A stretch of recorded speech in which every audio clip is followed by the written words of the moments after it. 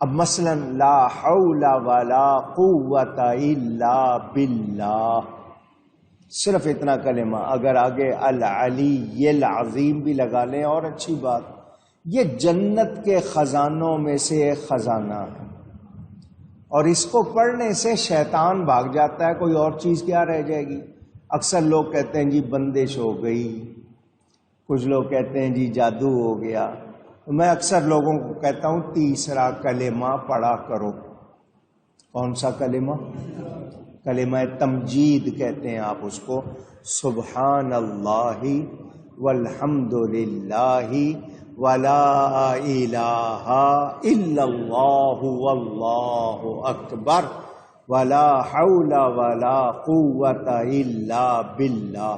اب اس میں سبحان اللہ بھی آ گیا، تسبیح آ گئی، الحمدللہ بھی آ گیا، تحمید بھی آ گئی، لا الہ الا اللہ تحلیل بھی آ گئی، اللہ اکبر تکبیر بھی آ گئی، اور لا حول بھی آ گئی۔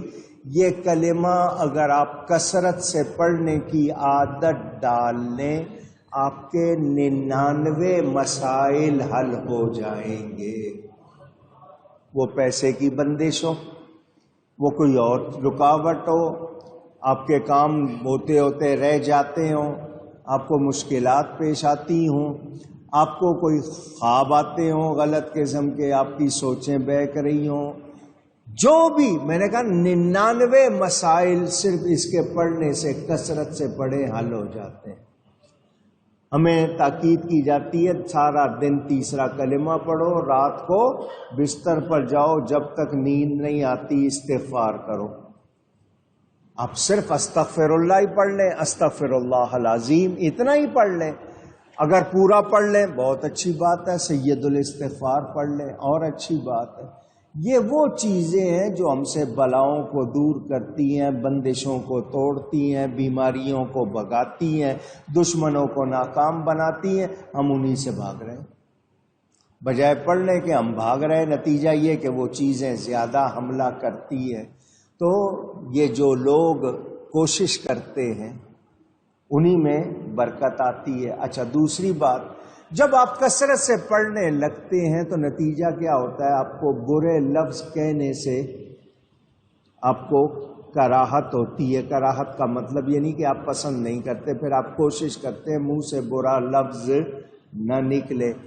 آپ نے وضو کیا ہوتا ہے، اس وقت بھی آپ پابندی کرتے ہیں، تو آپ کو یہ چیزیں اللہ کے قریب کرتی ہیں، برائیوں سے دور کرتی ہیں۔ مگر ہم برائیوں سے قریب ہو رہے ہیں، اللہ سے دور ہو رہے ہیں۔ یہ ہمارا مزاج بن گیا۔ کہیں بیٹھیں گے کیا باتیں ہوں گی، وہ بھی ہمارے سامنے۔ اگر آپ کوئی 2-3 منٹ کسی موضوع پہ بات کر لیتے ہیں، ختم ہو جاتی ہے، پھر دوسری کو چھیڑ لی، فضول باتوں میں وقت گزار لیتے ہیں، لیکن ہم ذکر الہی نہیں کرتے۔ اللہ تعالیٰ توفیق دے۔ ایسے لوگوں کو دیکھا وہ سو رہے ہوتے ہیں اور ان کی زبان سے ذکر جاری ہوتا ہے۔ ان کو بھی دیکھا ہے جن کا قلب جاری ہوتا ہے، ہر وقت ان کے دل کی ہر دھڑکن سے وہ ذکر کرتے ہیں۔ حبس دم، پاس انفاس، یہ صوفیاء کے طریقے ہیں ذکر کے، ان کے ہاں جاتے ہیں۔ مدینہ منورہ میں ایک شیخ تھے، شیخ فہمی ان کو کہتے تھے۔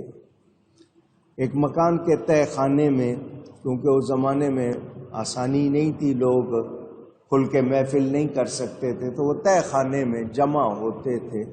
وہ اس طرح ذکر کرتے تھے، رشک ہوتا تھا کہ کیا یہ لوگ ہیں، کتنی محبت سے ذکر کر رہے ہیں، اللہ کا، اس کے نبی کا ذکر، اس کے پیاروں کا ذکر۔ تو اللہ والوں کا ذکر بھی اللہ کا ذکر، اور نبی پاک کے لیے تو خود قرآن میں قد انزل اللہ الیکم ذکر رسولہ بیان موجود ہے۔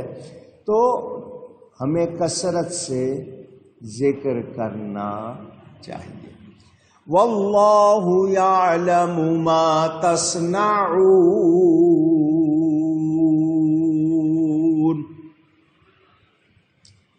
اور اللہ جانتا ہے جو تم کرتے ہو۔ تمہاری زندگی جتنی لوگوں کے درمیان گزرتی ہے، اتنی لوگوں کو معلوم ہے جو لوگوں سے الگ گزارتے ہو۔ انسان جو اکیلے میں ہے وہ اس کی صحیح پہچان ہے۔ لوگوں کے سامنے تو ہو سکتا ہے آپ کا اٹھنا بیٹھنا بولنا آپ خیال کرتے ہیں دوسروں کا، لیکن اکیلے میں جو آپ ہوتے ہیں وہ آپ کی اصل پہچان ہے۔ تو اللہ تعالی سے آپ کسی طرح بھی چھپ سکتے اونچی؟ آپ کے کتنے اعمال ہیں، سوچ کیا ہے، وہ بھی رب کو معلوم ہے۔ آپ کے دل کے اندر کیا ہے وہ بھی رب کو معلوم۔ آپ 7 نہیں 70 پردوں میں چھپ کے بھی کچھ کریں گے، رب سے چھپا سکتے نہیں۔ یہ قبر میں کیا ہوگا، آخرت میں کیا ہوگا، کس کے ساتھ کیا ہوگا، ہم دوسروں کے بارے میں تو بہت بتا دیتے ہیں، یہ نہیں بخشا جائے گا، یہ یوں نہیں ہوگا، اس کے بارے میں تو فوراً، اپنے بارے میں نہیں سوچتے، دوسروں کے بارے میں فوراً فیصلے دے دیتے ہیں، اس کی بخشش نہیں ہوگی، اس نے ایسا کیا ہے، جج بن جاتے ہیں۔ اللہ جس کو چاہے جیسے چاہے جو چاہے سزا دے جزا دے، اس کی مرضی، مگر مجھے اور آپ کو اپنے آپ کا محاسبہ کرنا چاہیے۔ اس سے قبل کہ ہمارا محاسبہ ہو جائے ہمیں خود کر لینا چاہیے۔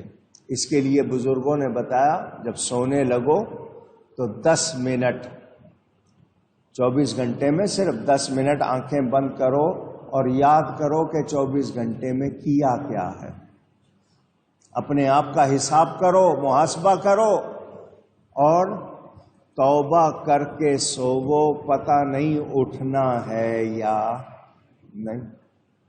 ہم تو پلاننگ کرتے ہیں مگر ہمیں اگلے سانس کی بھی گارنٹی نہیں ہے۔ تو مجھے اور آپ کو، ہم سب کو یاد رکھنا ہے کہ اللہ تعالی دیکھ رہا ہے۔ اللہ تعالی جن کا یہ یقین ہے ان کے اعمال بھی اچھے ہوں گے۔ ہم کہتے تو ہیں کہ اللہ دیکھ رہا ہے مگر ہمیں اس کا مشاہدہ نہیں، اس کا حال جو ہم پہ ہونا چاہیے وہ پوری طرح نہیں۔ یقین ہو کہ اللہ دیکھ رہا ہے تو آپ سے کوئی غلط کام کرتے ہوئے آپ پر لرزہ طاری ہو جائے کہ اللہ دیکھ رہا ہے، لیکن ہمارا یہ حال نہیں ہے۔ سوچنا چاہیے، غور کرنا چاہیے۔ اللہ تعالی کو سب معلوم ہے۔ قیامت کے دن بندے کے ہاتھ میں اعمال نامہ دیا جائے گا، نیکیوں کا اعمال نامہ نیکوں کو دائیں ہاتھ میں، بروں کو بائیں ہاتھ میں۔ اس میں آپ کا لکھا ہوا ہے، آپ سے کہا جائے گا پڑھو، بندے سے کہا جائے گا جب اس کو اعمال نامہ دیا جائے گا تو وہ گناہ اس میں لکھے ہوئے، وہ ان گناہوں پہ فوراً کہے گا یہ میں نے نہیں کی ہے، یہ فرشتوں نے غلط لکھ دی ہیں۔ اللہ کے سامنے بندے کی اتنی جرأت کہے گا وہاں پہ فرشتوں نے غلط لکھ دی ہیں، میں نے نہیں کیا یہ۔ اس کو دنیا کا وہی مقام، وہی جگہ دکھائی جائے گی، جس طرح ویڈیو رپورٹ ہوتی ہے نا، آپ کو دیکھ یہ تو ہی ہے یا کوئی اور ہے، اعضاء بولیں گے، انسان کے جسم کے اعضاء بولیں گے، گواہی دیں گے کہ یہ کام کیا۔ تو رب کا پتہ ہو کہ رب دیکھ رہا ہے اور یہ ہوگا تو ہم ڈریں گے یا نہیں؟ آج آپ کے سامنے ٹیلی ویژن پہ مسلسل کئی دنوں سے کچھ معاملے چل رہے ہیں، کس نے کیا بیچا، کس نے کیا خریدا، کیا ہوا، خاص طور پر ایک گھڑی کا ذکر آپ لوگ سن رہے ہیں۔ دنیا سے چھپا سکتے ہیں، رب سے چھپائیں گے؟ پوچھ رہا ہوں، بیچا نہیں بیچا، کتنے میں بیچا، کس کو بیچا، آپ دنیا سے کر سکتے ہیں، جعلی رسید بنا سکتے ہیں، جعلی آپ کوئی نہ کوئی بنا سکتے ہیں، رب سے چھپا سکتے ہیں نہیں۔ تو یہ انسان، یہ احساس جس کو ہو جائے، یہ خیال جس کے اندر پختہ ہو جائے، پھر وہ گناہ سے بھاگے گا، وہ گناہ کی طرف نہیں جائے گا، بچے گا۔ اور جس کو نہیں ہے وہ پرواہ نہیں کرتے، لگے ہوئے، ان کو بے خبری، اور اسی بے خبری کو وہ اپنے لیے شاید اچھا سمجھ رہے ہیں اور اس میں دھسے ہوئے ہیں۔ تو اللہ تعالی جانتا ہے، اللہ تعالی جانتا.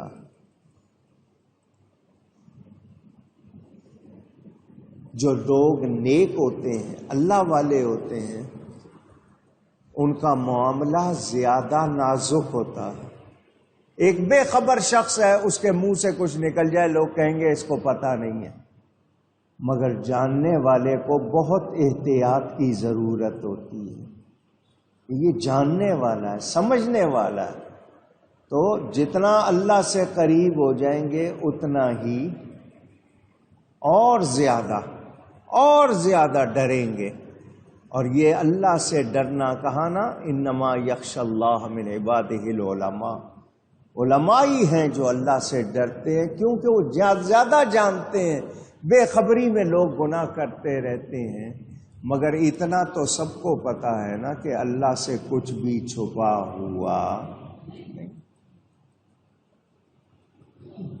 زلیخا لے گئی حضرت یوسف علیہ السلام کو 7ویں کوٹری میں، ہر ایک کمرے سے دوسرے سے تیسرے تالے لگاتی گئی. 7ویں کوٹری میں گئی، وہاں بھی تالا لگا دیا.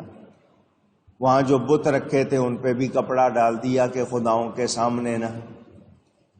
حضرت یوسف علیہ السلام اللہ سے ڈرنے والے تھے، اللہ کے نبی معصوم.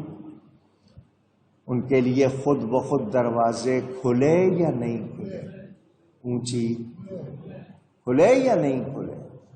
تو جو اللہ پر یقین رکھتے ہیں پھر اللہ تعالی ان کی مدد فرماتا ہے.